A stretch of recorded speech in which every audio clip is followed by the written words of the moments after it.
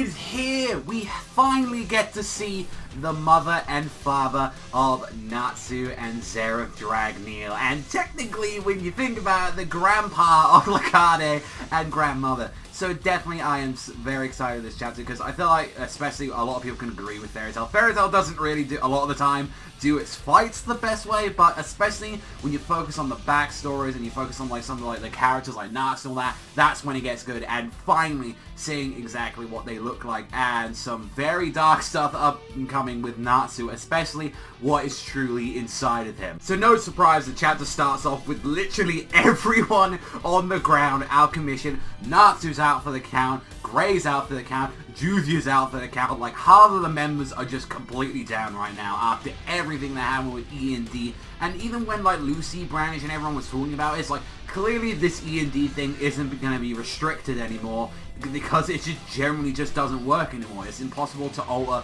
with Brandish's magic anymore, and that kind of shows the fact that it's no longer magic what's inside of his body, and that's the curse inside of him being like actually activating like the part of him, and that's where the demons come from, since we know with every demon from like Tyrus that their powers was curse magic and not exactly magic. So Natsu is able to like dually wield both kind of magic throughout the start of the series and through here as well. And even when we saw as well with the medic, she was saying it's like ability to either move while suspended in time. That pure unbridled aggression with its killing intent just outlaid bare, and all that, the likes of this is beyond even her abilities. There's absolutely nothing we can do to help. And just like, it was very surprising, like, you know, like when we got to see with Dematia, she was talking, saying, like, what do you even know about this guy? Like, and the fact that Lucy was getting really upset and pouting and saying like, Natsu, you know, he's special, and he's like, I care about him, you know, he always has that side and all that, and I believe in my heart to heart, like, he's straightforward, he's honest, and like, Natsu has no hidden sides to him. And it's like, he's the one that brought me to Fairy Tail. And I like the fact that like the girls are there, like, you saw Brandish there, like look at it, yeah, by the way, and all that, like, she's totally head over heels for him, and it's like, oh, that explains it. It's like,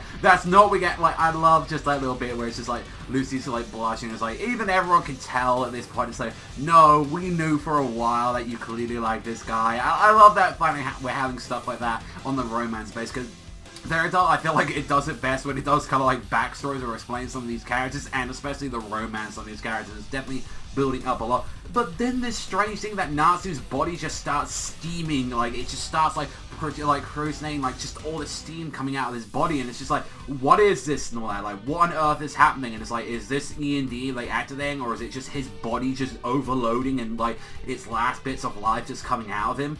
And when we see Natsu, he's inside his own consciousness, and it's like, what's happening here? And it's like, it's ZEREF inside of him, and it's just like, don't worry, like, you know, this, like, I won't get any funny ideas. This is, like, inside of your heart, and I have no physical form. I'm just merely an amalgamation of inside your heart and just, like, a spirit, like, pretty much filling in the gaps of his lost memories from what we find out in this. He's like, I'm going to tell you about your memories. And he's like, I know what my memories are. I know I was together with Igneel. And it's like, before even that, and we finally get to see, and I know a lot of people know that was very excited, especially when we saw the spoilers, we get to see the mother and father of Natsu and ZEREF and seeing what they're like, this like archaic village-like experience, and like, this is just Natsu's like old memories like coming back to him, and especially when it was like, there's this very nice little village, his mother and father, like they're all such a happy family, and a dragon completely annihilates this like entire village in flames and everything. Now, a lot of people have been speculating for a while, and even when we was looking at the chapter itself with the spoilers, who exactly is that dragon? Like, is it just a random dragon? A lot of people are saying that it's looking a lot like one of like Sting and Rogue's dragons. I don't know if it's Skidrum or Weiss Logi. I think it's Skidrum is the dark dragon, but a lot of people were saying it looked a lot like him, and I can sort of see the similar designs, but I think it was like, especially how they were going, so like maybe not building up, it's like, no, it was just a random dragon. It would have been like insane if that was like Acnologia, but then it wouldn't have made sense along the timeline if like, oh, that was Acnologia at that time. And one thing that was very interesting, as like they were explaining that part, is like, you know, father along with mother, and that from this day and all that, all three of you lost your lives during this day, during this dragon attack, and it's like, I tirelessly continued my research, and finally I was able to resurrect you, you know, my very last demon.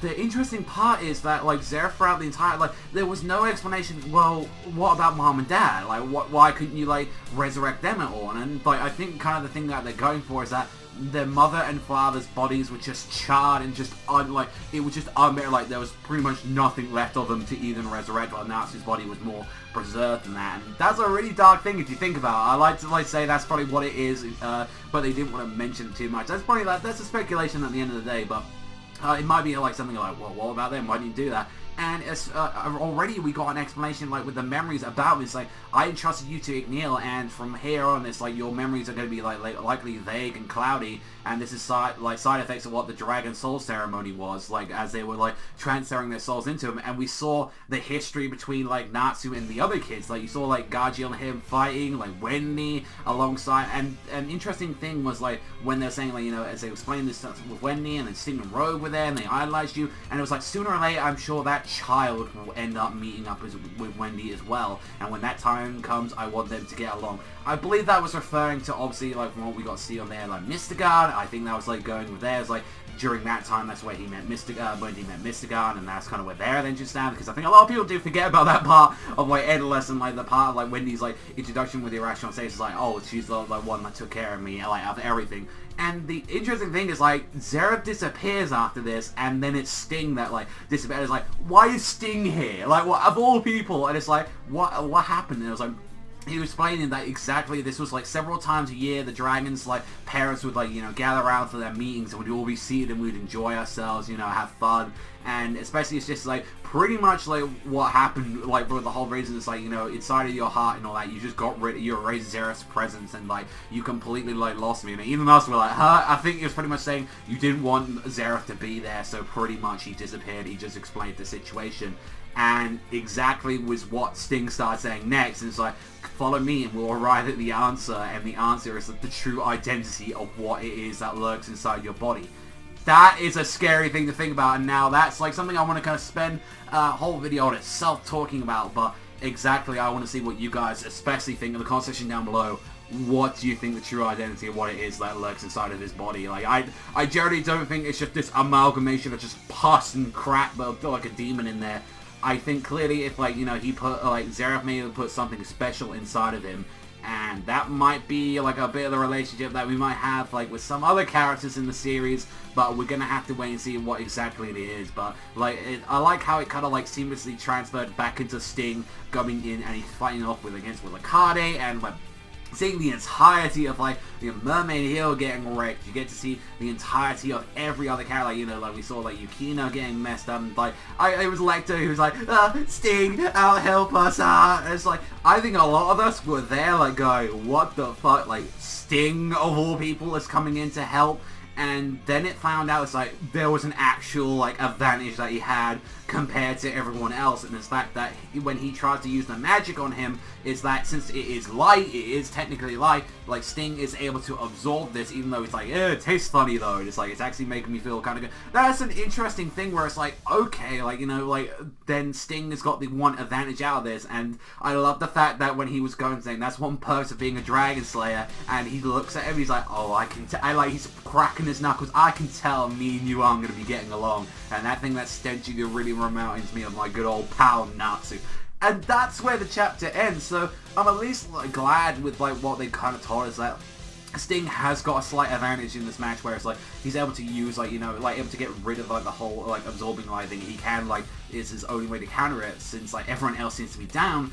But with everything that we've ever been told, the only true person that can actually defeat that child is definitely going to be Mavis. Like, we've seen, like, the boy's mother is the only one that can really, truly calm down. So I feel like this could be a good time for, like, Sting, Ro, and a lot of the other Dragon Slayer. And it seems like if Sting is able to, like, absorb this, and this might be able to give everyone else a chance to, like, get up there and actually fight. I would kind of like if there's a part in this series where, like, a bunch of Sabretooth actually gets together and not even defeats him, actually pushes back Akade a little bit back, because it's clearly that they're going to be used to this point to buy some time until Mavis can get over there and deal with Akade. And I think that's actually a good thing, because like this is what I wanted to like see in a very long time, and I'm glad it's not just like, you know, what we've seen of other parts of that, when we saw like Kagura and Jalal getting involved.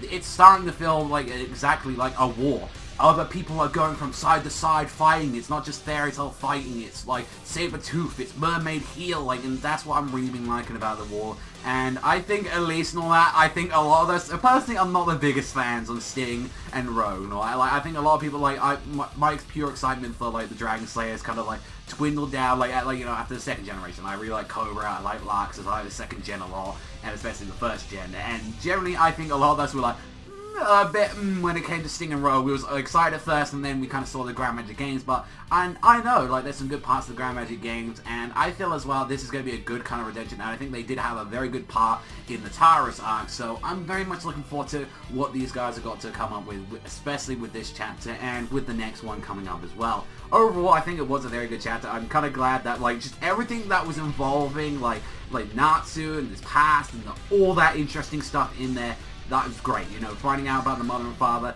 And I honestly thought I was really going to dislike the Sting stuff coming into it. I thought, like, Sting was going to come in and, like, oh, here we go. But it's like, he did actually tactically use, like, absorbing his dragon powers. Like, it technically it is light. Regardless of what it is light, he is able to use it, and he is able to absorb it, and he was able to get a counter with it. The question is that can he actually use that to, like, stop everyone else getting affected with it, and using this chance to, like, team up with the rest of Sabretooth and, like, Kagura from like, Mermaid Heel to even push this guy back. I'm very much looking forward to it, but, like, clearly we've always been said that May this is the one to take down this child, and I'm looking forward to what's going to be happening in the next chapter of Fairy Tail, especially, like, with 511 and the stuff that was being revealed. Hopefully we may be able to get a reveal of what exactly is inside Natsu as well, but I'm going to do another video on that, especially talking about that, because that's something I think, like, I don't want to, like, drag that video on for way too long with this, but it's like, goddamn, I really enjoyed the chapter. Everything, like, with the Natsu stuff, honestly, it could have been a whole chapter just finding out the history about them, and I would have loved that stuff, and it could have, like, ended with the Sting stuff, but even still, I generally thought I would have hated the Sting stuff in the chapter, but I didn't. I actually enjoyed it, and I was like, okay, I'm actually mildly excited for this, like, Sting fight versus Lakade and the rest of, like, Sabretooth to get involved and fight this, so very much looking forward to it, and seeing what exactly Sting can do against Lakade. Other than that, I generally enjoyed this chapter. Really fantastic one. Just even going to give it a 9 to a 9.5. I really think it was a good chapter of Fairy Tail this week, so cannot wait for that war. I'm loving the fact that everyone's being involved in this war. Every guild member is getting a bit of their time to shine, and hopefully this might give a little bit, like, I generally don't think they're going to defeat Lakade, but I do think they're going to at least push him back a little bit, or, like, buy enough time for Mavis to get involved. Thank you as always for watching. You know when to hit that like and that subscribe. If you love Fairy Tail, that is all from me. I'll see you guys, though, next time.